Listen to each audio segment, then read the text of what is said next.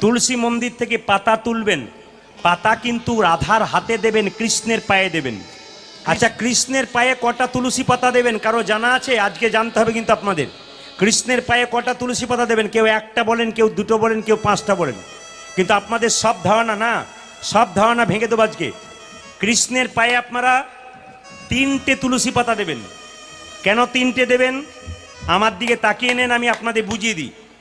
এই যে আমার হাতে দেখছেন, এটা আমি কি পরে আছি জোরে বলুন? রাখি। রাখি যেটাকে বলা হয় রক্ষা সূত্র, এটাকে রক্ষা সুতো বলা হয়। এই রক্ষা সূত্রটা ভাই বোনকে পরায়, বোন ভাইকে পরায়, দিদি ভাইকে পরায়, আবার দাদা বোনকে পরায়, আবার বন্ধু বন্ধুকে পরায়। একটা একটা করে জানবেন।